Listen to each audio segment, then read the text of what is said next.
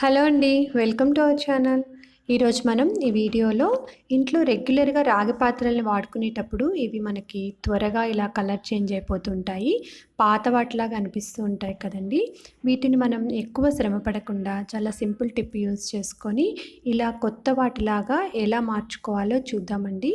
మన ఇంట్లో మనం రెగ్యులర్గా యూజ్ చేసుకునే 2 మ్యాజికల్ ఇంగ్రీడియంట్స్ తోటి మనము ఈ రాగి పాత్రలను కొత్త వాటిలాగా మార్చేసుకుందాం.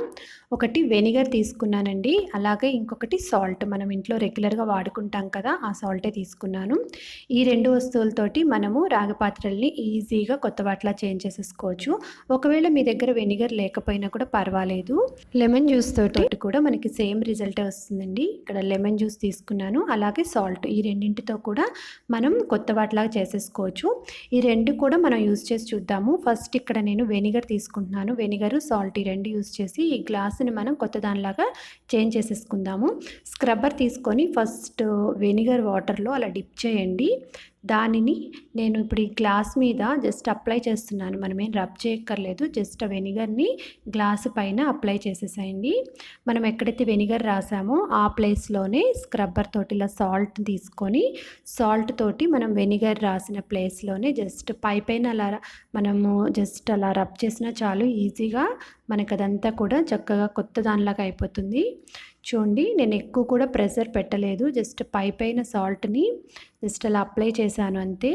మనకి కొత్త దానిలాగా అయిపోయింది కదా. అయితే ఒక్కొక్క చోట మనకి హార్డ్ స్ట్రైన్స్ ఉంటాయి, అలా ఉన్నవి మనము జస్ట్ పైకి క్లీన్ అయినట్లే కనిపిస్తాయి. తర్వాత మళ్ళీ కొంచెం అంటే లైట్గా అవి మళ్ళీ కనిపిస్తూ ఉంటాయి. దానికోసమని మనము సాల్ట్ తోటి అప్లై చేసేటప్పుడు కొంచెం ప్రెషర్ పెట్టి మనము రబ్ చేసినట్లయితే చాలా ఈజీగా సింపుల్గా మనకి ఆ మరకలన్నీ కూడా పోతాయి.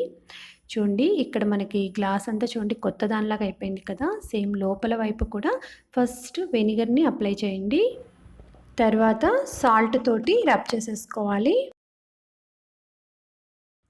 అంతేనండి, సింపుల్గా మనకి గ్లాస్ అయితే కొత్త దానిలాగా తయారైపోయింది. ఇప్పుడు ఒకసారి వాటర్లో క్లీన్ చేసుకొని చూద్దాం. ఇంతకుముందు మనం స్టార్టింగ్లో చూసినప్పుడు ఈ గ్లాస్ కూడా సేమ్ ఈ చెంపు కలర్లోనే ఉంది కదండి, కానీ ఇప్పుడు చూడండి ఇది కొత్త దానిలాగా అయిపోయింది. ఇప్పుడు మనం లెమన్ జ్యూస్ తోటి క్లీన్ చేద్దామండి. లెమన్ జ్యూస్ తీసుకున్నాను, అలాగే సాల్ట్, ఈ రెండింటితోటి మనం క్లీన్ చేసుకుందాము. జస్ట్ లెమన్ జ్యూస్లో ఇలా స్క్రబ్బర్ని డిప్ చేసి ఫస్ట్ సేమ్ మనం వెనిగర్కి ఎలా అయితే అలాగే అప్లై చేయండి. తర్వాత సాల్ట్ తోటి ఈ పైన మనం క్లీన్ చేసుకున్నా మనకి సేమ్ రిజల్టే వస్తుంది. లెమన్ యూస్ చేసినా ఇలాగే వెనిగర్ యూస్ చేసినా మనకి సేమ్ రిజల్టే వచ్చింది. చూసారు కదా ఎంత కొత్త దానిలాగా తయారైపోయిందో.